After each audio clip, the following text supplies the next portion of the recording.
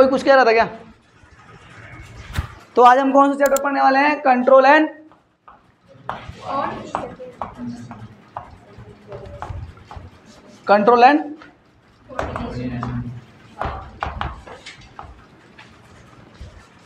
Chapter अच्छा है, interesting है, मजेदार है। इसमें हम क्या क्या जानेंगे, कैसे हमारी बॉडी कंट्रोल होती है, नर्वस सिस्टम के बारे में देखेंगे, न्यूरॉन के बारे में देखेंगे, और प्लांट में भी पढ़ेंगे प्लांट कैसे अपने फंक्शन को कंट्रोल करता है। ठीक है, उसके अंदर तो नर्वस सिस्टम होता नहीं है, तो कौन सा सिस्टम है वो जानेंगे। देखो सबसे पहले एनसीईआरटी तुम्हारी कैसे कहती है, एनसीईआरटी ने कैसे लिखा है पूरा चैप्टर, वो क्या है? सबसे पहले हम देखते हैं अक्सर की तरह चैप्टर स्टार्ट होता है तो सबसे पहले ये देखते हैं कि पूरे चैप्टर में पढ़ने क्या क्या वाले हैं, क्या क्या आउटलाइन है, वो मैप एक तैयार कर लिया जाए कि चैप्टर में पूरा क्या क्या फॉलो करने वाले हैं। देखो तुम्हारी एनसीईआरटी ना थोड़ी अलग टाइप से लिखती है, और लेकिन हम थोड़ा अलग टाइप से पढ़ेंगे। तुम्हारी एनसीईआरटी लिखती है कि सबसे पहले क्या नाम है वो नर्वस सिस्टम के बारे में पढ़ाती है, ह्यूमन की, फिर प्लांट के बारे में पढ़ाएगी, फिर ह्यूमन पे आएगी दोबारा एंडोक्राइन सिस्टम पढ़ाने के लिए।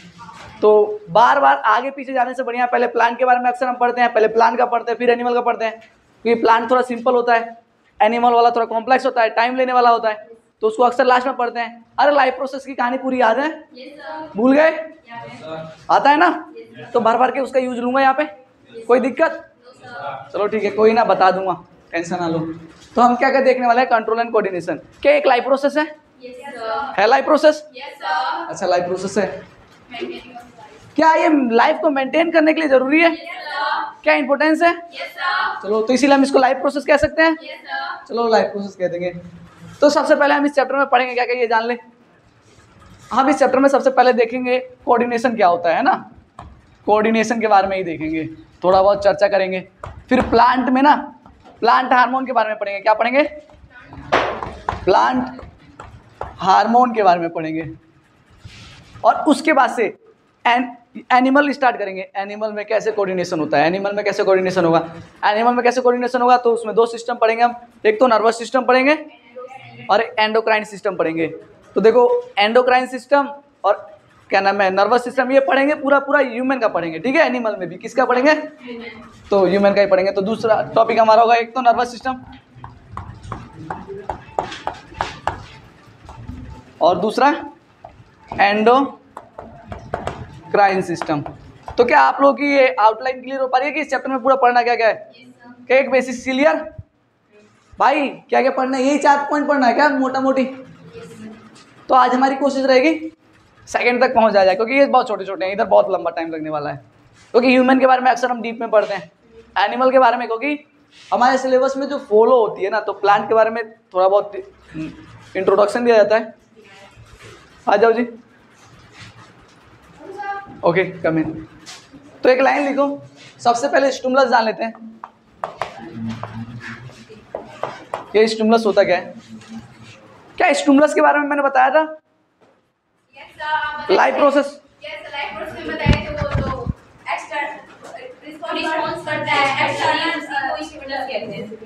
देखो स्टिमुलस, देखो स्टिमुलस क्या ये बाहर के इन्वायरमेंट में कोई चीज चेंज हो रही है, उसके चेंज होने पे हम या कोई भी ऑर्गेनिज्म जो है रिस्पॉन्स देता है उस चेंजिंग पे, उसी को स्टिमुलस कहते हैं। तो इसके बारे में लिखो जी,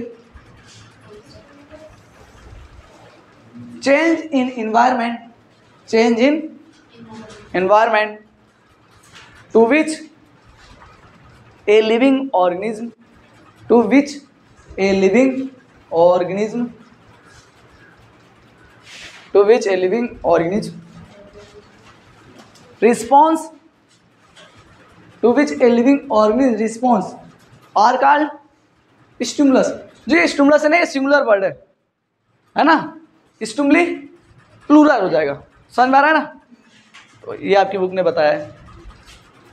जनरली एनसीईआरटी में देखेंगे तो ये बाद में बताएगा, बीच में एकदम ये कहानी, समझ में आ रहा है ना, प्लांट के बारे में। और वो ज़्यादा एक्सप्लेन भी नहीं करती है एनसीईआरटी, लेकिन हम थोड़ा बढ़िया से पढ़ेंगे, इजी लैंग्वेज में पढ़ेंगे। क्या लिख लिया आपने? स्टिमुलस होता क्या? स्टिमुलस समझ में आया? क्या ये चेंज है इन्वायरमेंट में? हाँ आ जाओ।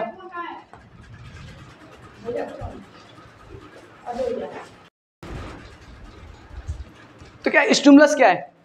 क्या ये चेंज है किसमें? एनवायरमेंट में। भाई एनवायरमेंट में चेंज को हम क्या कह रहे हैं? स्टिमुलस कह रहे हैं। और वो एनवायरमेंट में चेंज जिसके प्रति हम रिस्पॉन्स दिखा रहे हैं, है ना?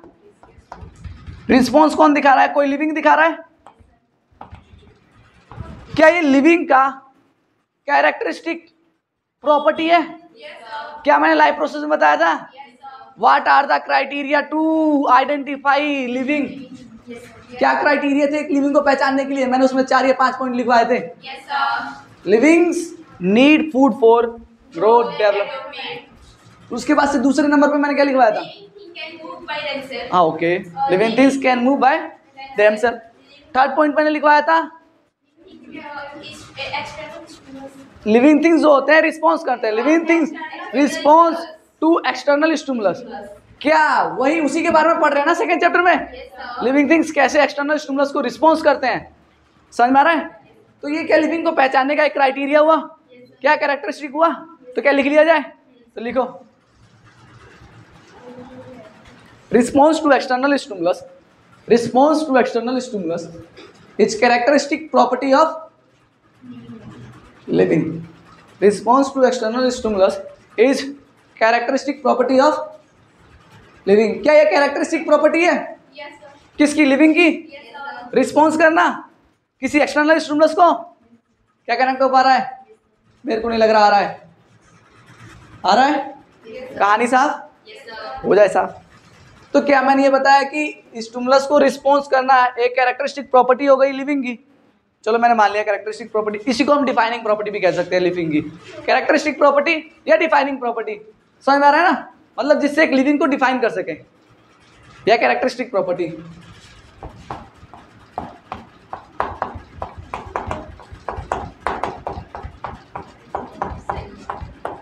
जो कैरेक्टरिस्टिक प्रॉपर्टी है किसकी है? लिविंग की है। क्या समझ पा रहे हैं? क्या है कैरेक्टरिस्टिक प्रॉपर्टी लिविंग की? जो एक्सटर्नल एनवायरनमेंट में चेंज हो रहा है उसको रिस्पॉन्स करना, वो क्या एक्सटर्नल एक लिविंग की कैरेक्टरिस्टिक प्रॉपर्टी है। कनेक्ट हो पा रहा है? आ रहा है? चलो ठीक है। आप लोग ये जान गए स्टिमुलस होता क्या है, आप लोग ये जान गए उसको रिस्पॉन्स करता है, वो रिस्पॉन्स करना ये लिविंग का कैरेक्टरिस्टिक प्रॉपर्टी है। आप ये जानते हैं कि वो रिस्पॉन्स किस फॉर्म में करता है। जैसे कोई भी लिविंग है, जैसे कि देखो रिस्पॉन्स क्या करना, कोई हॉट बॉडी है, मैंने उसको टच किया तो जो हॉट बॉडी थी वो बाहर का स्टिमुलस है। सोचो ये एक हॉट बॉडी है, ठीक है, इसको मैंने टच किया तो क्या मेरा हाथ ऑटोमेटिकली हट जाएगा? तो ये क्या एक्सटर्नल स्टिमुलस है? क्या ये स्टिमुलस है और मैं हाथ हटा रहा हूं, क्या ये मेरा रिस्पॉन्स है? क्या इस स्टिमुलस के टुवर्ड मेरा रिस्पॉन्स क्या है? हाथ को हटाना, ये मेरा रिस्पॉन्स है।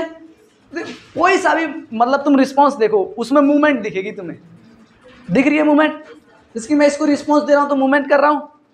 मैंने तुम्हें वहां पे एक एग्जांपल बताया था छुई मुई मिमोसा पुडिका।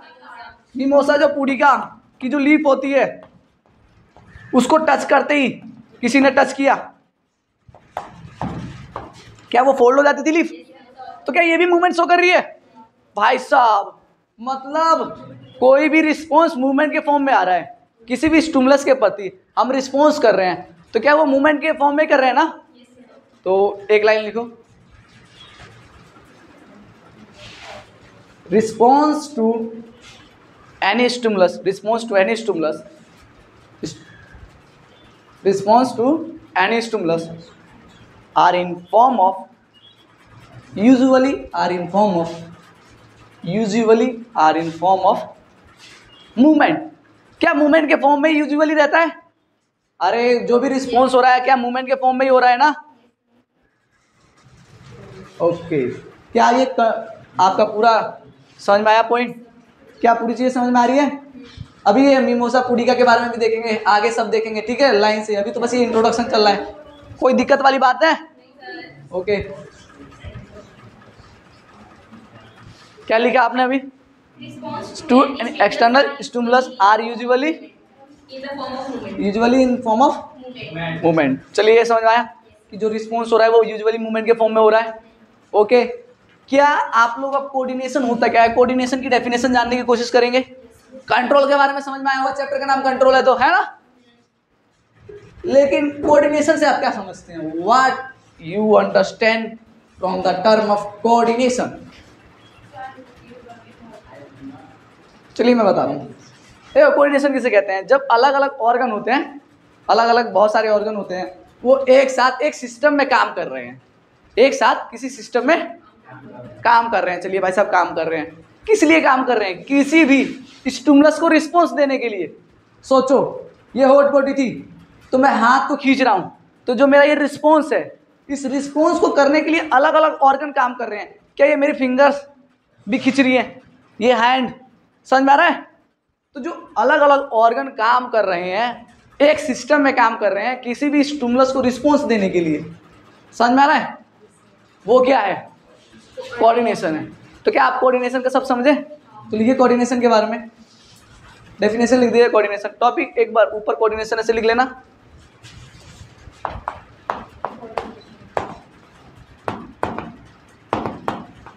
है ना। The working of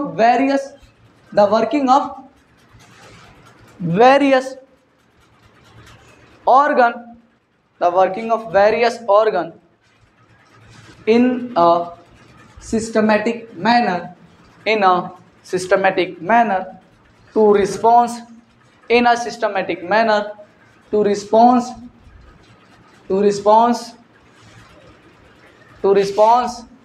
external stimulus। क्या समझ पाई इस लाइन का मतलब, क्या वही कोऑर्डिनेशन है, आर नोन एज। तो क्या समझ पा रहे हो, अलग अलग ऑर्गन का एक साथ काम करना, वर्किंग, काम करना। क्यों काम कर रहे हैं भाई साहब, किसी एक्सटर्नल स्टिमुलस को रिस्पॉन्स देने के लिए। समझ पा रहे हो, कनेक्ट हुआ क्या, कोऑर्डिनेशन क्लियर आ गया, मेरे को नहीं लग रहा आ गया तो बोलो डन। चलो कोऑर्डिनेशन, मैंने कोऑर्डिनेशन समझ लिया सर, समझ लिया। अब ये कोऑर्डिनेशन होता कैसे है, मतलब जैसे कि अलग अलग ऑर्गन साथ साथ काम कर रहे हैं किसी चीज को रिस्पॉन्स करने के लिए, तो ये होगा कैसे, किस किस चीजों से हो सकता है। क्या यहाँ पे मैं हाथ को हटा रहा था, क्या यहाँ पे सिग्नल भेजना पड़ेगा ना कि तेरे को ये करना भाई साहब, तू ये कर है। तो भेजने के लिए देखिए हमारे पास दो पूरे सिस्टम है, एक है नर्वस सिस्टम के बारे में आप भली बातें जानते होंगे, और दूसरा है एंडोक्राइन सिस्टम। ओके, लेकिन ये एनिमल में पाया जाता है दो, प्लांट में सिर्फ एक पाया जाएगा, वो क्या है, नर्वस सिस्टम प्लांट में एब्सेंट रहता है। समझ पा रहे हो भाई साहब, देखो दो सिस्टम होंगे, कौन कौन से, एक नर्वस सिस्टम हो गया और एक एंडोक्राइन। कनेक्ट हो पा रहा है। तो क्या एनिमल में दोनों प्रेजेंट होंगे, ये भी प्रेजेंट है, ये भी प्रेजेंट है। क्या प्लांट में दोनों प्रेजेंट है, ये एब्सेंट है, ये। अब सोचो ये फास्ट, इन दोनों में से तेज काम कौन करेगा, ये नर्वस सिस्टम फास्ट काम करता है। क्या ये फास्ट काम करता है, ओके। और ये बताने के पीछे रीजन क्या है, क्यों बता रहा हूं अभी बताऊंगा, समझ में आएगा, धीरे धीरे कनेक्ट हो पाएगा। नर्वस सिस्टम फास्ट होता है, एंडोक्राइन सिस्टम स्लो होता है। स्लो क्यों होता है, क्योंकि इसमें देखो केमिकल निकलेगा एक जगह से दूसरी जगह। हार्मोन का नाम बताया था मैंने, हार्मोन जानते हो ना, आगे बताई जाएगी, कोई दिक्कत नहीं है। जो एंडोक्राइन सिस्टम है उसमें क्या होता है, हार्मोन को लेके जाना पड़ता है एक जगह से दूसरी जगह, वो मैसेज का काम करेंगे, है ना। और इसमें इलेक्ट्रिसिटी जाती है, क्या जाती है, इम्पल्स जाता है। क्या आता है, इम्पल्स। तो उसकी स्पीड तो बहुत तेज होगी न्यूरॉन में, अभी आगे आगे देखेंगे, ठीक है, कोई दिक्कत वाली बात नहीं, जब नर्वस सिस्टम पढ़ेंगे, है ना। तो दिक्कत ये फास्ट काम कर रहा है, ये स्लो काम कर रहा है। प्लांट में क्या मिल रहा है, एंडोक्राइन सिस्टम, क्या उसके अंदर ये नर्वस वाला है, नहीं है। तो भाई साहब ये फास्ट काम कर रहा है, मतलब ह्यूमन में कहीं ना कहीं कोऑर्डिनेशन या किसी चीज को रिस्पॉन्स करना फास्ट है, एनिमल में फास्ट है, क्विक रिस्पॉन्स देंगे। क्या प्लांट क्विक रिस्पॉन्स देते हैं, थोड़ा टाइम लेते हैं।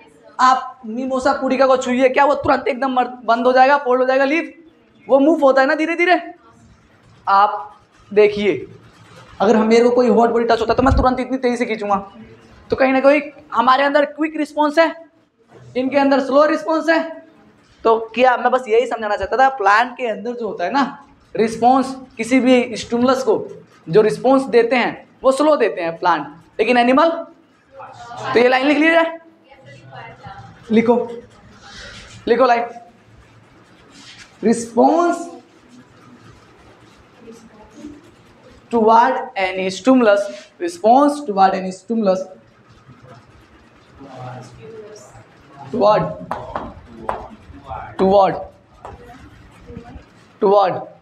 any stimulus, response toward any stimulus is faster in animal as compared to plant, because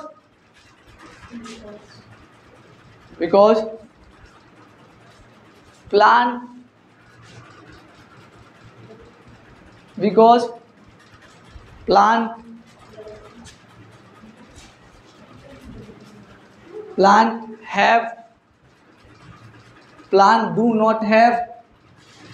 do not have क्या नहीं है भाई साहब उसके पास, nervous system, because plant do not have nervous system. क्या क्लियर है?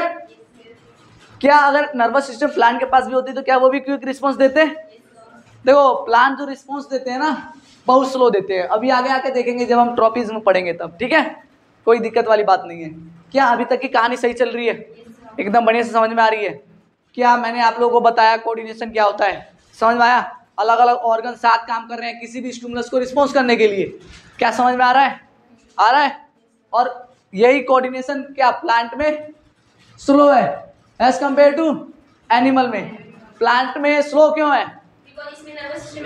क्योंकि इसमें नर्वस सिस्टम अब्सेंट है। क्विक रिस्पॉन्स कोई देगा तो कौन देगा क्विक रिस्पॉन्स? एनिमल। ओके, तो प्लांट के अंदर अब हम पढ़ना स्टार्ट करेंगे ना, प्लांट के अंदर कैसे कोऑर्डिनेशन होता है, पहले प्लांट के अंदर पढ़ेंगे फिर एनिमल के अंदर पढ़ेंगे, समझ आ रहा है? तो सबसे पहले प्लांट में पढ़ते हैं। तो प्लांट के अंदर जो होगा मतलब कोऑर्डिनेशन, कैसे रिस्पॉन्स करेंगे किसी भी स्टिमुलस को, है ना, रिस्पॉन्स करना किसी भी स्टिमुलस को, वो किसके थ्रू करेंगे? एक ही सिस्टम है, एक ही के थ्रू करेंगे, एंडोक्राइन सिस्टम, मतलब हार्मोन के थ्रू करेंगे, है ना जी? कोई दिक्कत वाली बात? हार्मोन से करेंगे। तो लिखिए प्लांट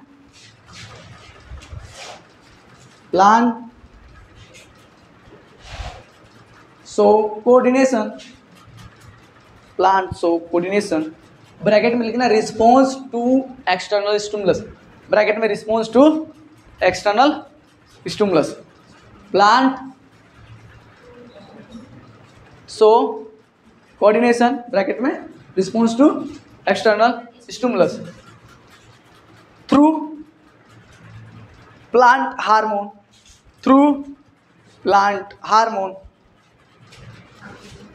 प्लांट हार्मोन को दूसरे नाम से आते हैं फाइटो हार्मोन।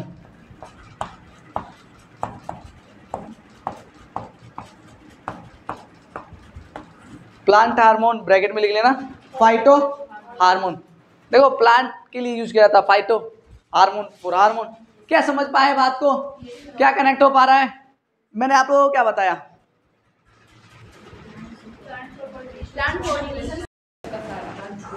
जो एनसीईआरटी की किताब है वो सिर्फ सिलेबस को कवर करती है, इतना सिलेबस है, बाउंड्री को डिजाइन करती है। क्या इसको साफ कर दे? चलिए आप लोगों का कोऑर्डिनेशन ऊपर वाला हो गया, हार्मोन, प्लांट हार्मोन पढ़ना शुरू करें क्या? क्या स्टार्ट करते हैं? प्लांट हार्मोन, प्लांट हार्मोन पढ़िए।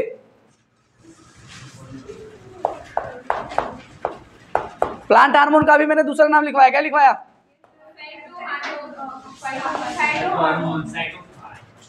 यार यहाँ पे पता नहीं कैसे गड़बड़ होने लगी। अरे फाइटो हार्मोन मैंने अभी तो बताया, फाइटो क्या? फाइटो हार्मोन, फाइटो हार्मोन किसे कहते हैं? चलो प्लांट हार्मोन को कह रहे हैं, कोई दिक्कत वाली बात? ये हार्मोन क्या होता है? सबसे पहले ये समस्या की बात ये है ना, हार्मोन के बारे में लिखो।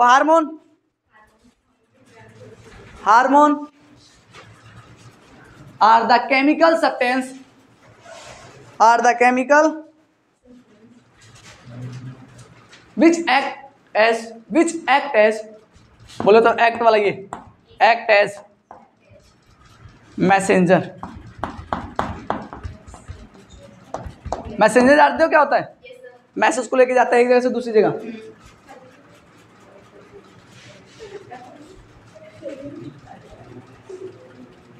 Phyto hormone act as messenger. क्या हार्मोन का डेफिनेशन क्लियर हुआ? एक बार और बोल दो। ओके, ये वाली स्पेलिंग अलग अलग हो गई थी, तुम लोग देख के बता भी नहीं रहे हो। चलो ठीक है, एक्ट एज मैसेंजर। हार्मोन क्या मैसेंजर की तरह एक्ट करते हैं, कैसे? अब ये समझने की कोशिश करो। क्या एक जगह सेल है ना, यहां से यहां पे इंफॉर्मेशन भेजनी है। सुनो जी, यहां से मेरे को यहां पे इंफॉर्मेशन भेजनी है, किसने एक केमिकल निकाल दिया, केमिकल निकाला भाई साहब। हाँ, वो केमिकल यहां पे जाके वो सिग्नल दे रहा भाई तेरे को ये करना है ना। तो इसी केमिकल का हम क्या दे रहे हैं नाम? क्या हम सारे केमिकल को हार्मोन कहेंगे? नहीं ना, जो मैसेज की तरह काम करेंगे। क्या आप लोग सलाइवा पढ़े? क्या हार्मोन है? हार्मोन है? अरे हाँ कि ना? तो क्या है ये? एंजाइम है। हार्मोन और एंजाइम अलग अलग होते हैं, समझ में आ रहा है? कैटलिस्ट, चलो सब याद है। अच्छा ठीक है सब आता है। हाँ भाई आता है, अच्छा है। तो हार्मोन किसको कहते हैं? वो केमिकल सब्सटेंस है जो मैसेज एक जगह से दूसरी जगह लेके जाते हैं, इसीलिए इनको मैसेंजर कहते हैं। क्या कहते हैं? मैसेंजर। एक्ट एज मैसेंजर कह दिया। चलो हार्मोन, फाइटो हार्मोन के बारे में पढ़ते हैं। चलो देखो, फाइटो हार्मोन जो होते हैं ना, हार्मोन क्लियर हो गया। तो phyto hormone are the hormone which present in plant are known as phyto hormone. कोई दिक्कत वाली बात नहीं है। देखो अब देखो, प्लांट के जो हार्मोन होते हैं ना, जनरली मैंने 2 क्लास में डिवाइड कर दिया। क्या 2 क्लास में डिवाइड कर दिया मैंने? 2 क्लास में मैंने हार्मोन को डिवाइड कर दिया। इसके पास बहुत सारे हार्मोन है, मैंने उसको अलग अलग बांटा, ग्रुप बनाया, है ना। मैंने पहला ग्रुप बनाया प्रमोटर, ठीक है। दूसरा इनहिबिटर। क्या प्रमोटर और इनहिबिटर शब्द का मतलब आप लोग जानते हैं? प्रमोटर जो प्रमोट करता हो, इनहिबिटर इनहिबिट करता हो। जैसे कि आप ही को कुछ लोग प्रमोट करते होंगे, हाँ तुमसे हो जाएगा ये काम, तुम कर सकते हो। समझ पा रहे हो? कुछ होते हैं कि नहीं तेरी बस की बात नहीं है, छोड़ दे। समझ पा रहे हो? कनेक्ट हो पा रहा है? तो 2 शब्द, इनहिबिटर और प्रोमोटर। तो जो प्रमोटर होता है वो काम को प्रमोट करते हैं। समझ में आ रहा है? कोई भी वर्क हो रही है उसको प्रमोट करेंगे, ग्रोथ हो रही है तो ग्रोथ को प्रमोट करेंगे, इनहिबिटर उसको रोकेंगे। कनेक्ट हो पा रहा है? तो प्रमोटर में आते कौन कौन से हार्मोन है? आप लोगों के सिलेबस में 4 हार्मोन के बारे में पढ़ना है। आप लोगों को कितने हार्मोन के बारे में पढ़ना है? 4। सबसे पहले पढ़ेंगे आप ऑक्सिन के बारे में, दूसरा पढ़ेंगे आप क्या नाम है, जिबरेलिन,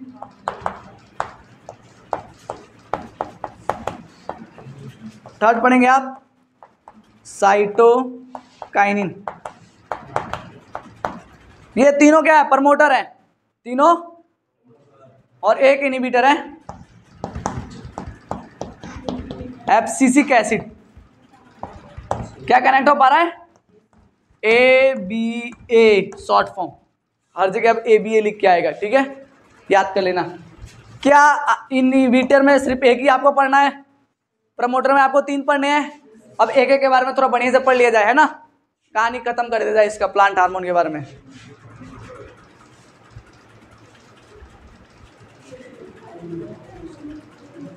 क्या हुआ? ये क्लियर हुआ? प्रमोटर। अब ऑक्सीजन को उठा लें, ऑक्सीजन के बारे में पढ़ लें। चलो ऑक्सीजन लिखते हैं यहाँ पे। ऑक्सीजन जो होता है ये एक प्लांट हार्मोन है। ऑक्सीजन क्या है? प्लांट हार्मोन है। ये करता क्या है बेसिकली? ये जो होता है ना, एपिकल डोमिनेंस शो करता है। और ये रुको बढ़िया से बताया जाए, इसको पहले साफ किया जाए ऊपर से लेके नीचे तक, है ना।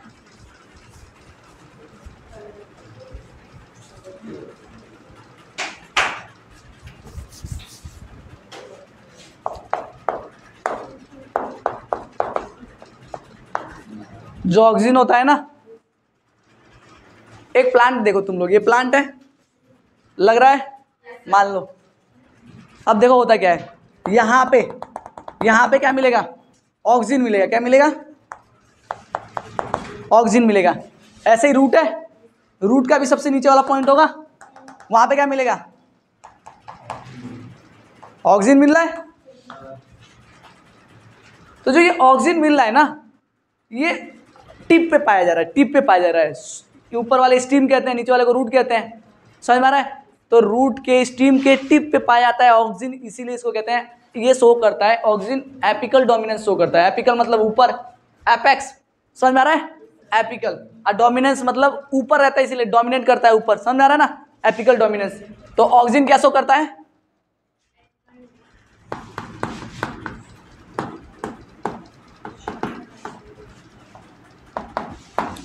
Apical dominance.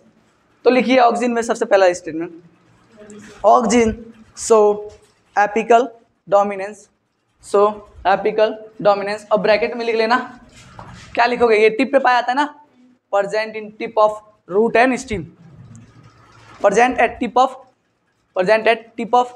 Root and stem. Root और स्टीम के टिप पे पाया जाता है ना, ब्रैकेट में लिख लिया, ब्रैकेट को क्लोज कर लिया। और क्या नाम है? ऑक्सीजन सो एपिकल डोमिनेंस, है ना? और उसके बाद ये ठीक है सर जी, आपने बता दिया ऊपर पाया जाता है। सर पा रहा है तो कर क्या रहा है ये तो बता दीजिए, काम क्या है ये जानना जरूरी है ना। तो क्या इसका काम क्या है? इधर देखो, ध्यान दो। क्या ये ऊपर पाया जा रहा है? ऊपर वाली को हाइट बढ़ाने के लिए, रूट की हाइट नीचे बढ़ानी है तो नीचे इसके ऊपर कहीं ना कहीं ये हाइट को ये ग्रोथ करा रहा है, हाँ कि ना? क्या एपिकल ग्रोथ करा रहा है? तो it help in, second line, it help in या it promote, it help in या it promote apical growth. Apical, क्या समझ पा रहे हो? ये प्रमोट करता है एपिकल ग्रोथ को। समझ में आ रहा है? कोई दिक्कत वाली बात? चलो नहीं है, आपने सर इसने बता दिया ग्रोथ, एपिकल ग्रोथ कराएगा। चलिए ठीक है, आपकी दूसरी बात मान लिया। सर आप इसका प्रूफ दे सकते हैं क्या कि ऑक्सीजन जो होता है ऊपर ग्रोथ कराता है? मतलब भाई प्रूफ चाहिए मेरे को थोड़ा सा। तो सोचो यार, क्या मैं यहाँ से काट दिया, सोचो मैंने इस प्लांट को यहाँ से कट कर दिया, यहाँ से कट कर दिया, इसके ऊपर ऑक्सीजन मिल रहा है, क्या टिप को मैंने काट दिया तो क्या ये ऊपर बढ़ पाएगा? नहीं बढ़ेगा। समझ आ रहा है? कनेक्ट हो पा रहा है? तो ये प्लांट बढ़ेगा नहीं, इतने पे ही रुक जाएगा। तो इससे पता चलता है कि एक हार्मोन है ऊपर, है ना, जो प्रमोट कर रहा है कि उसकी ग्रोथ हो। कनेक्ट हो पा रहा है? क्या गार्डनर भी इसी टेक्निक का यूज करता है? जब कोई शेप किसी चीज को देना रहता है तो उसका फिक्स शेप करना रहता है, तो गार्डनर कट कर देता है ऊपर की टिप को, थोड़ा थोड़ा काटता है। समझ में आ रहा है? कनेक्ट हो पा रहा है? मेरे को नहीं लग रहा आ रहा।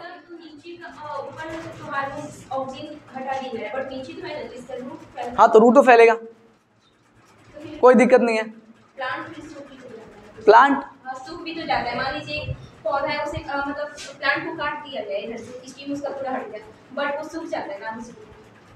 इसने क्या बोला मैं थोड़ा कनेक्ट नहीं कर पाया। जैसे कि एक प्लांट है मेरे पास, मैंने इसको कट कर दिया, कहाँ से? यहाँ से, सिर्फ रूट रह गया।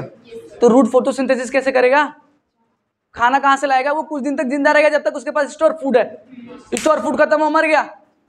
ये ऐसे ऐसे लॉजिकल क्वेश्चन लेके आओगे तुम लोग। सही है भाई, सब अच्छा है, तरक्की करेंगे किसी दिन, है ना? तरक्की किया जाएगा। सही है, कोई दिक्कत वाली बात नहीं है। नहीं आ रहा भाई, पूछूंगा मैं कई बार टीचर से इतना इनोसेंट वाले क्वेश्चन पूछ लेता था ना, टीचर को मन करता था दौड़ा के मारूंगा तेरे को मैं। वो बात अलग है, मारते नहीं थे। सच में कई बार माइंड काम नहीं करता है, माइंड ब्लैक हो जाता है। समझ में आ रहा है ना? उस दिन देखे थे मैंने बोलेरो ठोका था, उस दिन देखा था मैंने बोलेरो ठोका था, उस टाइम खुद मेरा दिमाग काम नहीं कर रहा था, पूरा ब्लैंक हो गया था। खैर छोड़ो, टॉपिक से भटकना नहीं, अपने ट्रैक पे आइए। क्या मैंने एपिकल डोमिनेंस बताया? क्या मैंने ग्रोथ बताया? सर ऑक्सीजन का और कोई काम बता सकते हैं आप? चलो लिखो। ऑक्सीजन जो है ना प्रमोट करता है, auxin promote, auxin promote, auxin promote. Auxin क्या प्रमोट करेगा? सेल इलोंगेशन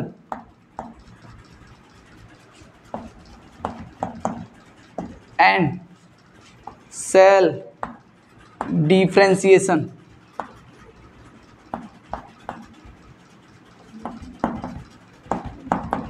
ये सर ये क्या भरकम भरकम शब्द लिख लिया, बता तो दीजिए, समस्या लग रही है ना, अभी बता दे रहे हैं। क्या लिख दिया? Auxin promote cell elongation cell differentiation. अब इसका मतलब समझ लो, ये cell cell elongation cell differentiation ये है क्या सर? आपने लिख दिया। अब इसका सब मतलब समझ लो, इधर थोड़ा ओपचे में समझा दिया जाए ये सब, ठीक है। इधर देखो, अगर ये मेरे पास एक सेल है ना, मेरे को ग्रोथ करना है, क्या करना है? तो सेल ग्रोथ करेगी, एक बड़े सेल में कन्वर्ट हो जाएगी। तो क्या ये सेल इलोंगेट हो गई? क्या ये बड़ी हुई? क्या इसी को मैं सेल इलोंगेशन कह रहा हूं? हाँ कि ना? चलो भाई साहब, ये बड़ी तो मैंने कर दी, ठीक है सर। आप सेल डिफरेंशिएशन समझेंगे कैसे? देखिए, सेल पहले काम नहीं करती थी, पहले वो फंक्शन को परफॉर्म नहीं कर रही थी, अब वो एक स्पेशल एक काम करने लगी है, एक सेल एक फंक्शन को परफॉर्म करने लगी है हमारे बॉडी के लिए। समझ में आ रहा है? जब वो हमारे लिए कोई या किसी वो जिसके बॉडी में पाई जा रही है, प्लांट में पाई जाएगी, तो प्लांट के लिए परफॉर्म करेगी। हमारे बॉडी में सेल है तो हमारे लिए परफॉर्म करेगी कोई वर्क।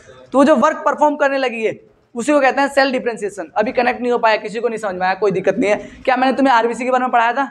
आरबीसी के एग्जाम्पल समझने की कोशिश करो। सपोज करो ये आरबीसी का सेल है, रेड ब्लड सेल है। आरबीसी के स्टार्टिंग फेज में मैंने बताया था न्यूक्लियस होता है, लास्ट में न्यूक्लियस नहीं होता है। अगर ये मैच्योर हो जाए, मैच्योर समझ रहे हो ना, ये मैच्योर हो गया, अभी अपना काम करने लगा, समझ में आ रहा है? तो देखिए यहां से ये कन्वर्ट होना, इसी को क्या कह रहे हैं? Cell differentiation. मतलब सेल डिफरेंशिएट हो गए, कुछ बन गया जो अब एक स्पेशल काम करने लगा है। समझ में आ रहा है? पहले ये काम नहीं कर रहा था, पहले ये तैयार हो रहा था काम करने के लिए बचपन में। समझ में आ रहा है ना? अब ये मैच्योर हो गया, कनेक्ट कर पा रहे हो? तो इसी को हम सेल डिफरेंशिएशन कह रहे हैं। इसी के लिए एक और सब समझ लो जो आगे काम आएगा, सेल डिवीजन। सेल डिवीजन से समझ में आ रहा है क्या होता है? सेल डिवाइड करेगा। क्या ये एक सेल है, ये टूट के दो में बदलेगा? क्या यही है सेल डिवीजन? तो तीन शब्द आप यूज करिए, याद रखिए, एक cell elongation, cell differentiation, cell diffusion. Cell division टूट के दो बनना, सेल डिफरेंशिएशन अपना काम एक स्पेसिफिक फंक्शन को परफॉर्म करने लगे cell. Cell elongation cell growth करे। क्या कनेक्ट हो पा रहा है? मेरे को नहीं लग रहा आ रहा है। आ रहा है तो सही बात है, चलिए कहानी अभी तक सही चल रही है ना। आप लोग एक चीज बताने की कोशिश करेंगे क्या? जो ग्रोथ होता है, क्या जब ग्रोथ हो रहा है तो ग्रोथ होने के लिए क्या ग्रोथ में यही तीनों चीज तो हो रही है? या तो सेल डिवाइड होकर नंबर बढ़ाएगा सेल, तभी तो ग्रोथ हो पाएगा। किसी चीज का नंबर बढ़ेगा तभी वो ज्यादा बनेगा, ग्रोथ होगा। क्या सेल इलोंगेट हो, या तो सेल बड़ा बड़ा हो जाए, कनेक्ट कर पा रहे हो, तब ग्रोथ होगा। और एक स्पेशल फंक्शन परफॉर्म करके कुछ प्रोड्यूस करने लगे, कनेक्ट हो पा रहा है? नहीं सर जी, कोई बात नहीं। क्या हम ऑक्सीजन पे थे? मैंने एक लाइन लिखवाया, इट प्रमोट सेल इलोंगेशन। क्या ये प्रमोट कर रहा है? ओके, एक देखो इसका काम ऑक्सीजन का क्या है? एपिकल डोमिनेंट, ग्रोथ कराना, यही है ना? चलो, तो क्या फार्मर यूज कर सकते हैं इसको एग्रीकल्चर में? किस चीज की लेंथ बढ़वानी है, समझ में आ रहा है? तो क्या सिंथेटिक ऑक्सीजन बना दीजिए, कंपनी वाले बना के देंगे आपको, दवा मारिए आप, समझ में आ रहा है? तो synthetic oxygen use in agriculture. क्या सिंथेटिक ऑक्सीजन का यूज किया जाता है एग्रीकल्चर में? क्या कनेक्ट हो पा रहा है? हाँ कि ना? आ रहा है जी? क्या synthetic auxin are use in agriculture? क्या सिंथेटिक ऑक्सीजन को यूज किया जा रहा है एग्रीकल्चर में? आ गया सर जी, आ गया, समझ में आ गया। क्या ऑक्सीजन के लिए सफिशिएंट है इतना आप लोगों के लिए? एकदम सफिशिएंट है, पर्याप्त है आप लोगों के लेवल पे।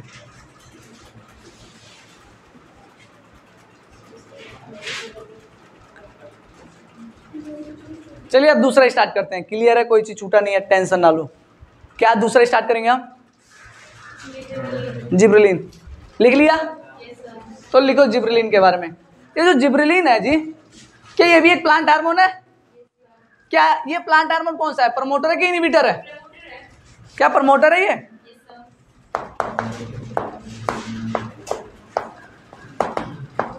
जो जिब्रेलिन होता है ना, ये कराता क्या है? पहले ये देखो, एक बेसिक चीज बताता हूं। तुमने गन्ने का पेड़ देखा? गन्ने का प्लांट देखा? क्या वो जगह जगह ऐसे नोट दिखते हैं तुम लोगों को? हाँ या ना? ये लगभग हर एंजियोस्पर्म में मिलता है। एंजियो जिम लोग क्लियर है ना? जो हायर प्लांट है उनमें मिलता है ये नोट। समझ में आ रहा है ना? तो ये देखो, इसको क्या कहते हैं हम? नोड कहेंगे। और इतने दूर को क्या कहेंगे? देखो ये भी नोड ही है ना? क्या ये भी नोड, ये भी नोड, ये इंटरनोड। क्या है ये? बीच में है तो इंटर लगा दो, कनेक्ट हो पा रहा है? सर आपने ये बताया क्यों? अभी बताते हैं क्यों बताया। तो जो जिब्रेलिन होता है ना, इसकी लंबाई को बढ़ाता है। क्या बढ़ाता है?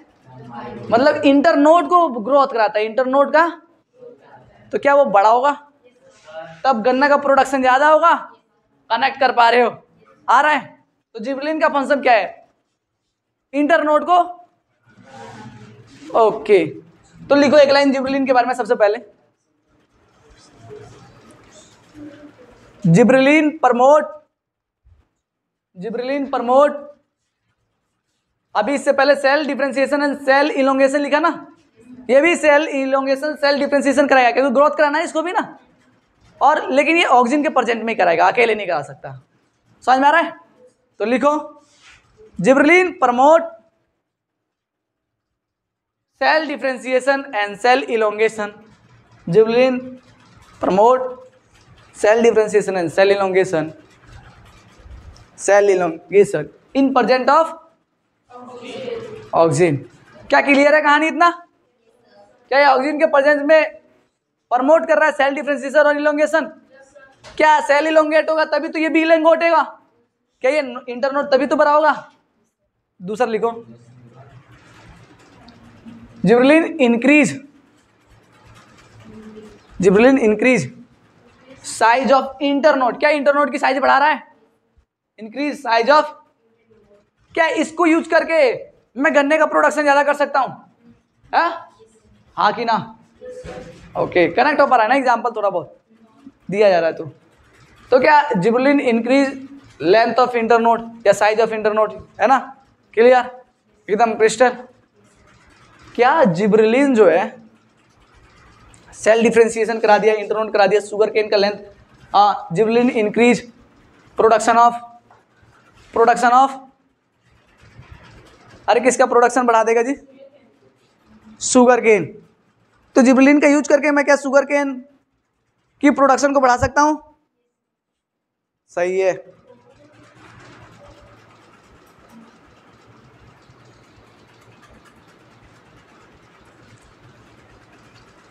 आपका ये जिब्रेलिन तो क्लियर हो गया है, ठीक है, खत्म हो गया है। क्या ये इसका नोट लेंथ बढ़ा रहा है? कोई दिक्कत वाली बात नहीं है। क्या 2 पॉइंट लिखवा दी गई आपको, है ना? चलो 1 पॉइंट और चाहो तो लिख सकते हो तुम। क्या लिखना चाहोगे? कि ये फ्रूट को बढ़ाता है, जो फल दिखते हैं ना तुम्हें छोटे छोटे, उसको बड़ा कर देगा, है ना? तो जिब्रेलिन क्या करेगा? Increase the size of. Gibberellin increase the size of. लिख लिया? क्या हो गया? क्या मैं तीसरा हार्मोन शुरू कर दूं जल्दी? इसके बाद से रिस्पॉन्स देखना है, प्लांट कैसे रिस्पॉन्स करेंगे। फोटोट्रॉपीज, जियोट्रॉपीज, मूवमेंट उनका देखेंगे। लास्ट ये हार्मोन है प्रमोटर का, लास्ट हार्मोन है ये। क्या ये लास्ट हार्मोन है प्रमोटर का? कौन सा? साइटोकाइनिन। जो साइनिन होता है ना, ये करता क्या है? मैंने 3 टर्म बताए थे तुम लोगों को, cell elongation, cell differentiation, cell division. तो ये सेल डिवीजन कराता है। क्या कराता है? ओके, इट प्रमोट, लिखो इट प्रमोट सेल डिवीजन। क्या प्रमोट करेगा जी? चलो सेल डिवीजन लिख लेना। Gibberellin promote cell division. Gibberellin promote cell division. Oh sorry, cytokinin, वही माइंड में गलती चल रहा था। साइटोकाइनिन, इससे पहले जिब्रेलिन पढ़ा रहा ना, वही आ गया मुंह से। Cytokinin promote cell division. क्या ये सेल डिवीजन को प्रमोट कर रहा है? कहीं ना कहीं सेल डिवीजन करने के बाद से ग्रोथ होगी, तो इसीलिए मैंने इसको प्रमोटर में डाल रखा, इनहिबिटर में डाल रखा। समझ में आ रहा है? क्या तुमने स्टोमेटा पढ़ा? क्या तुम स्टोमेटा के बारे में जानते हो? क्या स्टोमेटा होता क्या है?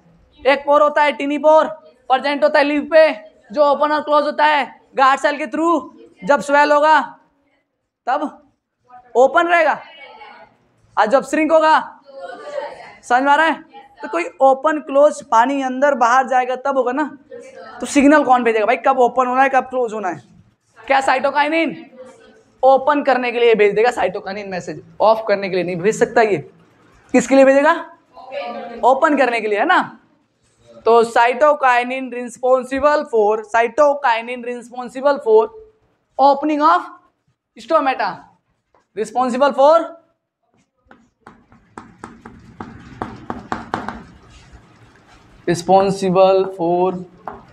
Opening of stomata. क्या क्लियर हुआ पॉइंट? के ओपनिंग करा रहा है स्टोमेटा का, सेल डिवीजन करा रहा है। 2 पॉइंट आपका एकदम क्लियर, कोई दिक्कत? तो साइटोकाइनिन का फंक्शन क्या है, कोई पूछे तो क्या आप क्या बताएंगे? ये स्टोमेटा को ओपन कराता है, भाई साहब करा दिया। क्या ये सेल डिवीजन करा रहा है? क्या सेल डिवीजन करा के ग्रोथ करा रहा है? ग्रोथ में कहीं ना कहीं हेल्प कर रहा है ना। ओके, ये प्रमोटर है, समझ में आ रहा है ना। ओके, आपका ये साइटोकाइनिन भी एकदम क्लियर हो गया। अब लास्ट नंबर पढ़ने जा रहे हैं, 4th नंबर पे क्या पढ़ेंगे?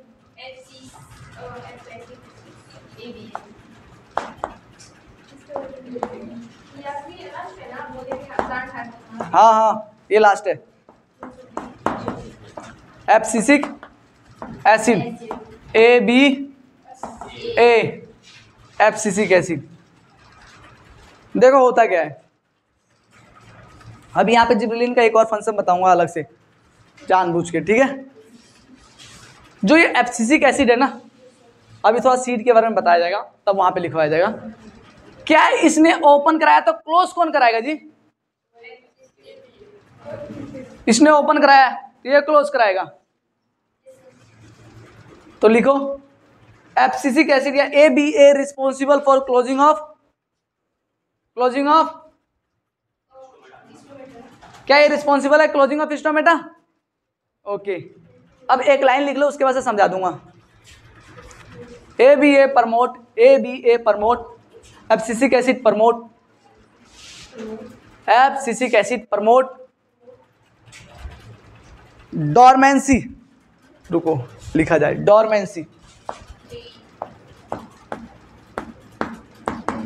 Dormancy of seed and birds.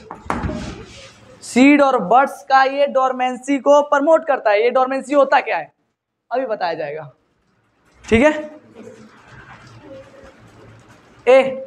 क्या ABA डोरमेंसी को प्रमोट कर रहा है, सीड की डोरमेंसी को प्रमोट कर रहा है, और इसी का उल्टा काम करता है जिब्रेलिन। क्या काम करता है? अभी जिब्रेलिन इससे पहले देखे ना, तो वो क्या है, इसको ब्रेक डाउन कराएगा। Break down of dormancy of seed and buds are done by gibberellin. समझ में आया? वो लिखवा नहीं रहा हूँ, बता रहा हूँ, अभी लिखवाऊँ वो भी, कोई दिक्कत वाली बात है? ये डोरमेंसी ऑफ सीड होता क्या? ये लाइन लिख लिया ना तुमने, ABA promote dormancy of seed. देखो ये मेरे पास सीड है, ये सीड है ना, ये इनएक्टिव फॉर्म में रहता है, ये एक फेवरेबल कंडीशन में जर्मिनेट होता है, तो ये जर्मिनेट करने नहीं देता है, ये डोरमेंसी स्टेट में रखने चाहता है। समझ आ रहा है ना? इनएक्टिव फॉर्म में रखना चाहता है। कौन? ABA इनएक्टिव फॉर्म में रखना चाहता है। ये इसका ब्रेक डाउन नहीं कराता है, मतलब डोरमेंसी से निकालना नहीं चाहता, ये इसका जर्मिनेट करने नहीं देता है। कौन? ABA जर्मिनेट करने नहीं देता है सीड को। समझ में आ रहा है? सीड को जर्मिनेट नहीं करने देना कहीं ना कहीं ये भी थोड़ी जरूरत है। पूछो क्यों? कुछ टाइम तक हम सीड को स्टोर करके रख सके, फिर उसके सीजन में ग्रोथ कराएं। समझ आ रहा है? कनेक्ट कर पा रहे हो? ओके, बस ये लास्ट चल रहा है आप लोगों का, ये मतलब प्लांट हार्मोन का क्लियर हो जाएगा। इसके बाद से कब देंगे हम? तो dormancy of seed and buds are done by abscisic acid. Clear हुआ? एक लाइन लिख लो, क्या ये इसका क्लोजिंग कराता है? ये मैंने लिखवा दिया स्टोमेटा को। ओके, अब आप एक लाइन लिख लीजिए, ABA are also known as stress hormone. ABA are also known as stress. Stress का मतलब क्या होता है? अच्छा है, चलो ठीक है, स्ट्रेस हार्मोन। क्यों इसको स्ट्रेस हार्मोन कह रहे हैं? देखो ये स्टोमेटा को क्या करा रहा है? बंद कर रहा है, कहीं ना कहीं वाटर, अरे ट्रांसपायरेशन पुल को कंट्रोल करवा रहा है ना, ये बंद करवा, ट्रांसलोस करवा रहा है ना, तो इसी कारण इसको अरे स्ट्रेस हार्मोन कह रहे हैं। कनेक्ट हो पा रहा है? वो वाली क्लास याद आ रही है? चलो ठीक है, ए बी ए आपका क्लियर हुआ। बस एक जिब्रेलिन के बारे में लास्ट लाइन लिख लीजिए या जिब्रेलिन के पास लिख दीजिएगा। Gibberellin gibberellin break down the dormancy stage of seed and buds. Seed और बर्ड्स का डोरमेंसी स्टेट को वो बैकग्राउंड कराता है। कौन कराता है? जिब्रेलिन। भाई साहब ये तो एबीए डोरमेंसी स्टेट में लेके आ जा रहा है।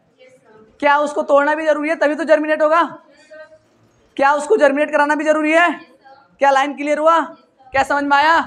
ओके